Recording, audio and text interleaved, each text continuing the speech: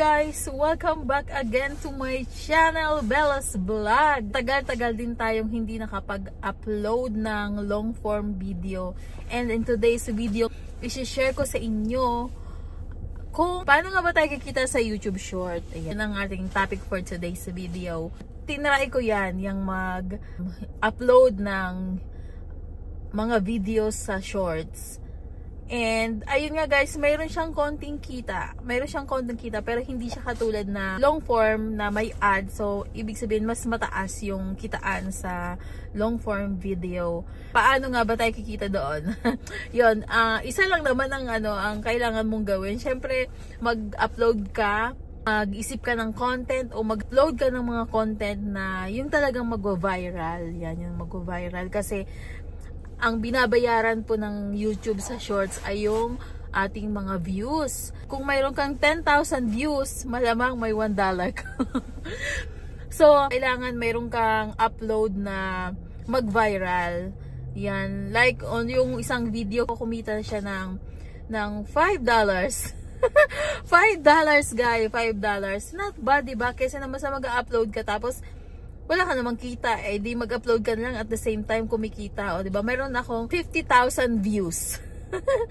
$5, syempre minus tax na tinatanggal ng ating sa YouTube partner program. Ayan. So, yun lang guys yung mga gagawin mo. Basta kailangan makapag-upload ka at yung video mo ay mag-viral.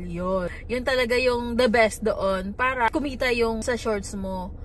Pero kung gusto mo naman mas malaking kitaan, o 'di ba? Sino bang may ayaw ng malaking kitaan? Wala naman, 'di ba? Lahat ay gusto malaking kitaan.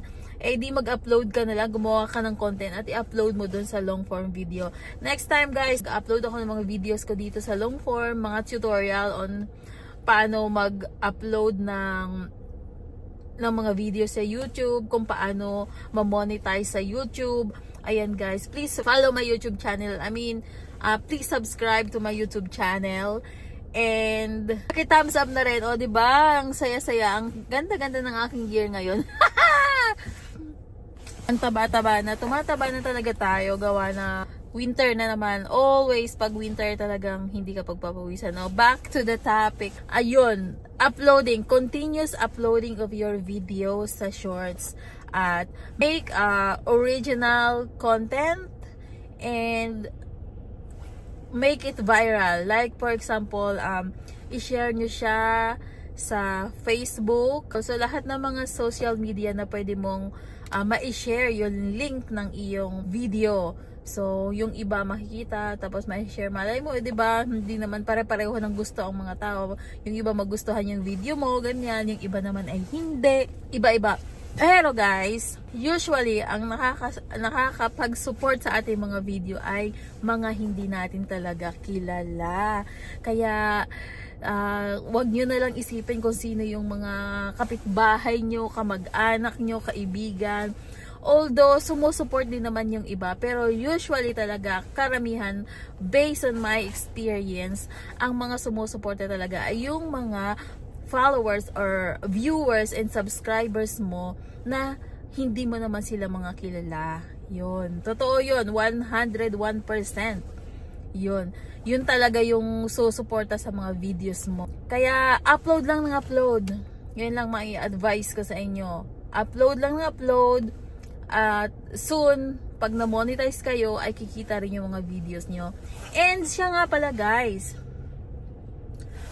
kung kayo ay nagsisimula pa lang sa YouTube at gusto nyong ma-meet yung 4,000 hours and 1,000 subscribers, please comment down or PM me on my Facebook at mayroon tayong group. Hindi sa aking grupo, may sinalihan akong group na isa sa nakatulong sa aking watch hours. Yan. Yun guys, may mga group kasi na basta next time on my next video ay i-share ko naman sa iyo kung paano mo makuha kaagad yung 4,000 watch hour and 1,000 subscribers na requirement ng YouTube para ikaw ay ma-monetize. O ayan guys, nantiyin ko sa labas kasi nandito ako sa labas nag-iintay ako ng aking pasahero.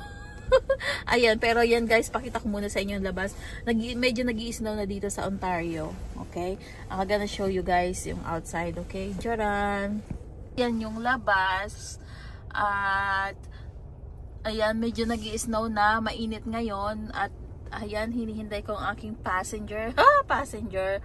Hinihintay ko si Mayor at bumili lamang ng kakailanganin sa Dollarama. Medyo nag-i-snow. Ayan, may mga sasakyan. And yun lang guys muna for today's video. Thank you for watching. Don't forget to subscribe to my YouTube channel and follow on my social media, and also hit nyo na rin yung notification bell para ma-update kayo tuwing mag-upload ako ng video.